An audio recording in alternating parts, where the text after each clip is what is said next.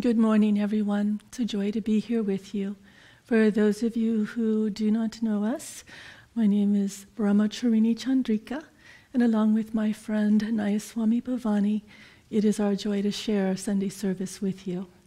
And so welcome. The topic today, the law is perfected in love. And as was read, it talks about that Moses gave the law, but grace and truth came from Jesus Christ, was brought by him. And that sort of suggests a progression, an interesting progression of maybe law needs to come first, or the ability to learn to live by God's law. And then eventually comes a stage where grace and truth are something that we can understand. And as is the story, Moses was the one that brought the 10 Commandments to the Jewish people after they had been liberated from centuries of slavery in Egypt. And at that point in that group of folks' lives, they collectively decided to choose God. They decided consciously that they wanted to live by God's laws. And so the laws were provided unto them. And, first of all, of course, the 10 Commandments, and then I think there were said 600 lesser laws, perhaps more. I'm not an expert in Jewish law. But at the same time, it was interesting because they needed to have something that would help them refine and purify themselves.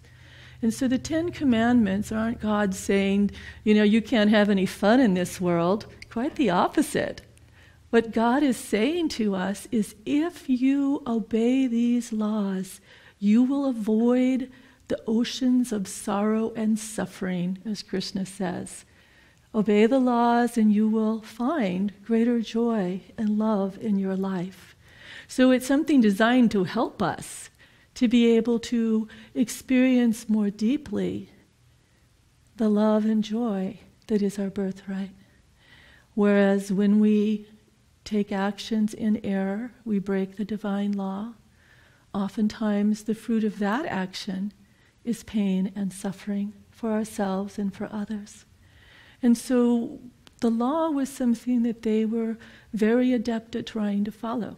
And of course, as human beings often do, they took it perhaps a little too far. They became very dogmatic in the way that they applied the law. And so Jesus was sent. And Jesus was sent to teach how to love, to bring love. Love thy Lord with all thy strength, all thy mind, all thy soul, all thy strength and body. Love the Lord. Didn't quite get that in the right order, but you know what I mean. And you hear it in the Festival of Light all the time. Give God your love and move from there. And it's interesting that from a spiritual progression, we need, first of all, as Sri Yukteswar said, learn to behave.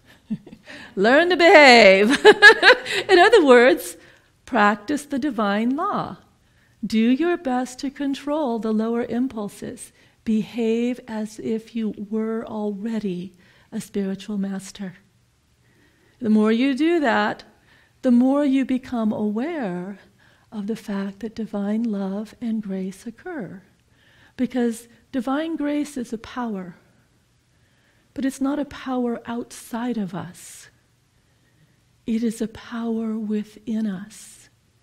It is the power within us to align ourselves with the divine will, with the divine flow, with divine grace.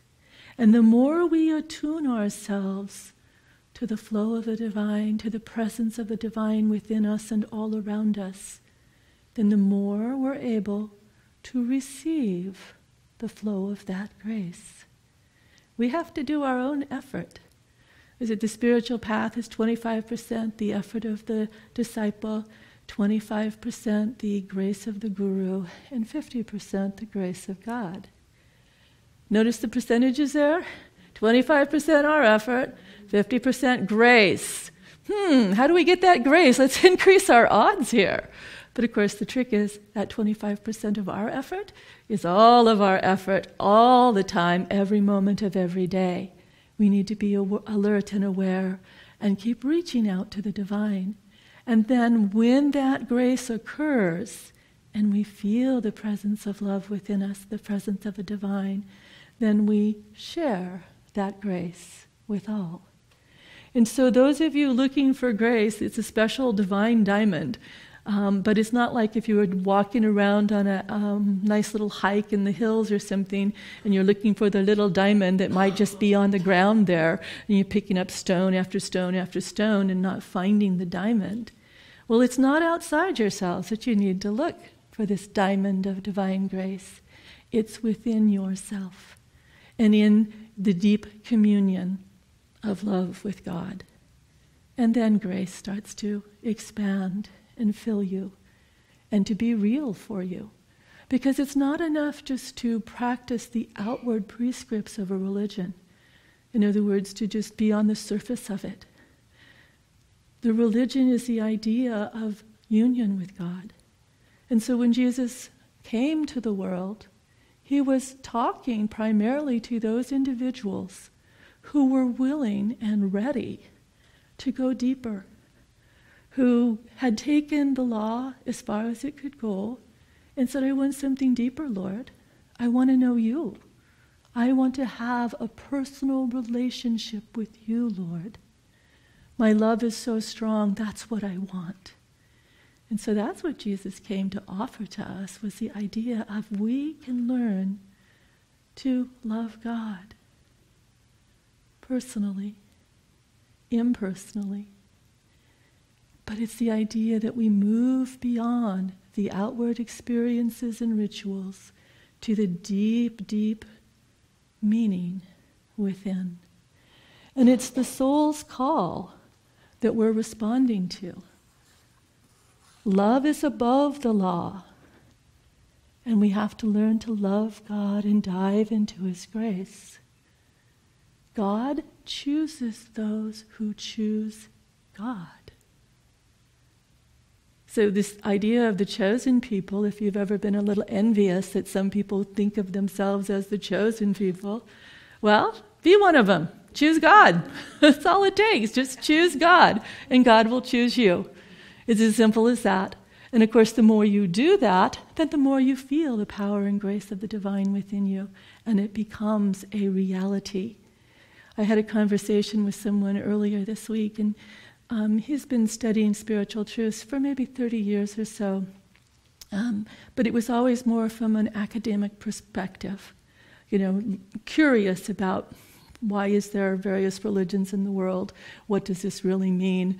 I open up my childhood Bible and I see these pictures and, light and grace seems to be flooding down from the heavens. What exactly does that mean? How do you relate to that? How do you make that happen? Which is an excellent question.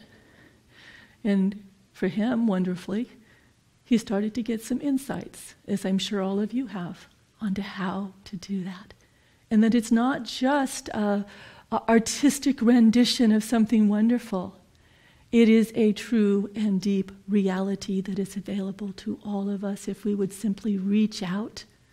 That wonderful, what is it, the Sistine Chapel, and Adam reaching up to God and God reaching down, reaching out, reaching up, reaching down, to bridge the gap, so that we too know the grace of God. The saints are the custodians of religion. In other words, they live religion, they live the scripture, they live the life, they experience the truths that the divine is talking about. And oftentimes the saints are simple. In other words, very simply, they live their lives very simply. Some of them may even be illiterate. And so it's an interesting dichotomy to observe the fact that the great theologians, in other words, those that study the scriptures, and they know the scriptures and the law back and forth, and they can, have wonderful arguments over theology, but they have no knowledge. They have no real understanding, I guess is a better word. They do not know God. And so every once in a while you'll hear that they get into discussions with individuals who other people have said, that's a man of God. And this happened to Yogananda at one point. A theologian made an appointment with Yogananda. And he wanted to share really deep understandings with this supposed man of God. And so he had 3 questions that he was prepared to ask him. And so they meet, and the scholar asks his first question. And Yogananda smiles gently at him, and he says, "Love God." And the scholar is taken aback a little bit by that, and he says, "Well, that doesn't seem like to be the right answer to that question." He says, "Okay, I'll try another question." So he tries another question. And Yogananda looked at him more sternly this time. And he said, "Love God." Scholar tries a third time. Ask a question. Well, this is going to get him. He's going to want to discuss this question with me. And he asks the question. And Yogananda stands up, looks at him incredibly intently, and just says, "Love God." That's it. Love God. You don't need to understand the scriptures or, get down to the nitty-gritty. Just love God. All the answers you need are in the aspect of learning to love God and allowing the love of God to fill you and to guide your life. Love God. Now, it's interesting because, of course, Sri Yukteswar, he told us to learn to behave, and if you've read any stories about him, he's also a stern taskmaster. In other words, he doesn't take a lot of nonsense. And he's also a Jnana avatar of wisdom. And he wrote the book, The Holy Science. And if you've ever tried to read it, and some of you I know do and have drawn a lot from it, but it's a very challenging book to understand. And it's very interesting that throughout this book he's going on about a variety of things. And then at the end, quite inexplicably to me, I haven't quite figured this one out yet, he says, and so obviously then, you cannot take a step on the spiritual path without love.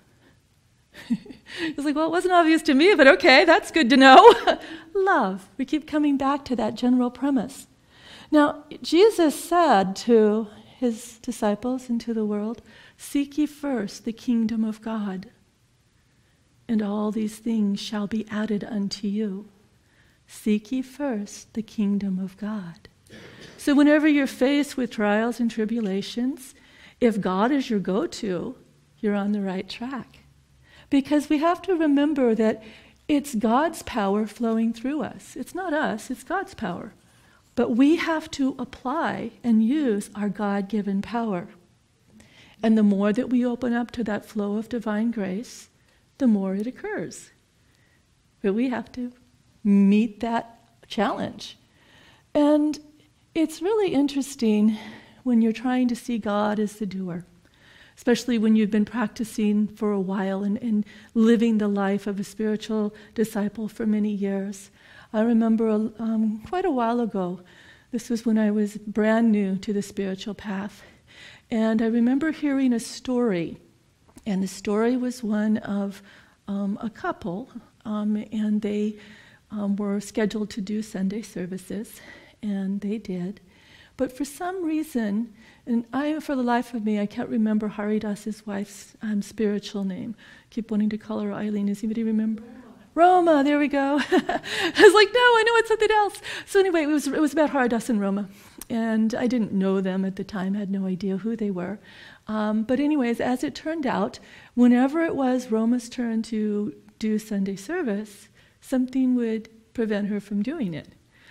She would get sick, she would have a sore throat, some family disaster would happen, and only she could take care of it, so Haridas would do the service. And so this pattern developed that whenever they were doing service, he would do the talk. And they being the folks who were scheduling folks to do the talks, kind of said, you know what, we got to break Roma of this little habit. And what did they do? pretended like it was Haridas who was going to talk, and right before the talk he says, "Oh, by the way, honey, you're giving the talk today." Now, can you imagine? I mean, obviously she was afraid to give a Sunday service, to give a talk, and so the fear of that aspect had been, pushing it away from her for a while. And so to get around that and to break through that self-limitation, it was just like, all right, here you are, you and God right now, Sunday service, you're on. And I remember hearing that story, and as I observed that, I thought, oh my gosh, what courage that must have taken to even stand up there going, because I'm sure she prepared, and I'm sure she read the scriptures and what was supposed to be the topic of the day, and had tuned into that, etc., but prepared to talk. And so there we are, God is the doer. And I remember my reaction to that, both of admiring her courage, and then I had a thought, I wonder what that would be like. And as soon as I had that thought, there was this gentle, lilting laughter in the back of my mind. I'm going, huh? And it said, challenge accepted. Challenge accepted. So wait, I didn't challenge anybody, anything. Well, I just said I wonder what it was like for her. No, honey, you didn't. You asked, what would it be like? And it's happened for many people. Most recently, I was reminded of this because recently Krishna Das and Mantra Devi were scheduled to come and do Sunday service. And as it turned out, she was the one who was going to give the talk. Well, Sunday morning, first thing when they woke up, she turns to him and says, I have a sore throat. And he was a little, I can imagine a little groggy at that moment, not quite awake yet. But as soon as he heard her say that, he woke right up and said, oh, please tell me you're kidding. You've got to be kidding. No, she was not kidding. So there he was, a few hours away from Sunday service. And instead of doing what they thought was going to happen, he suddenly got to do the talk. And so I was reminded of that little laughing voice that said, challenge accepted. Because this week, it was my turn. And we'll send prayers to Chaitanya, if you will, because he was scheduled to be the main talk this particular week after a variety of things that were happening. I was supposed to be the little warm-up act, talk for a few minutes, and then he was supposed to bring down the house. He was the real show. And it was like, okay, well, that's cool. And so late yesterday afternoon, and he'd been trying to reach me for a while, but I'd been busy serving in a variety of ways, so I hadn't been paying attention to my phone. And I finally look at my phone, and there's this little text, do you even have your phone on? And it's like, uh-oh, he really needs me. And so I call him, and he goes, I'm not feeling well, I just can't do this. And it's like, okay, no worries, we'll take care of it. And off we go, and I agreed to do Sunday service. Bani Bhavani agreed to do the purification. So there's a lot of people that were just, stepping up. But it was interesting to me, and I'm so grateful that I had overnight, and not just that moment, walk on stage, hi, it's you. But I remember that concept of challenge accepted. You wanted to know whether grace could flow through you like that. You wanted to know whether you could stand on your own 2 feet spiritually and respond. It's like, okay. So be careful what it is you wonder about, okay? I mean, it's fine if it unfolds in time and things, but I don't know if you've ever had that kind of a thing where you've wondered about something or you'd admired something, and the next thing you know, time goes by, then it's yours to try, to see what it feels like to walk in those shoes. But divine grace, we need to just attune ourselves to divine ways. We just need to live in God's light and love. And there's a beautiful story about divine grace and loving God. And to he who loves much, much is forgiven. Now, when you're talking about karmic law, remember the law of karma is you have to balance out any bad with good. And karmic law is very exacting. Divine grace, on the other hand, is quite forgiving. To those who love much, much is forgiven. And there's a beautiful story of an ashram in India and a handful of disciples with the guru. And one day, some of the more they considered themselves the more advanced disciples, decided to ask the Guru when they would find God. And the Guru decided, with input from God, to go ahead and answer that question. And so one individual was going to find God in that lifetime, someone else in 10 lifetimes, someone else 53. And one of the disciples was kind of sitting in the back, and he wasn't asking about when he was going to find God. And we'll call him Bob. But Bob was back there sitting in the back of the ashram, not really paying close attention. And he was well known for not really being, as the other disciples thought, in tune with what was happening. You know, he didn't always meet his responsibilities. He wasn't always where he should be at the right time. He didn't seem to worship in the same way that they did. He was always just loving God. And so, you know, he was sitting back there watching the butterflies fly in the back of the, you know, outside the window or something. And they said, well, you know, Guru, what about Bob? When will Bob find God? Bob kind of turned around and perked up his ears and looked at the Guru, and the Guru looked at him. And the Guru said, Bob will find God in 1,000,000 lifetimes. And the other disciples were horrified. They were just horrified that they had asked that question because they felt awful for Bob. 1,000,000 lifetimes. You know, when there was just this hush in the room, kind of like what you did when you heard that. It's like, oh my Lord, do you really want to know that it'll take you 1,000,000 lifetimes to find God? But Bob jumps up. Bob jumps up in great joy of tears of joy just streaming down his face. Did you hear? Did you hear? And the other disciples are looking at him. Well, we heard the Guru say that it'll take you 1,000,000 years to find God. And he goes, no, did you hear? The Guru promised I would find God. 1,000,000 years, immaterial. To that disciple, because of his love, I will find God was the promise he heard.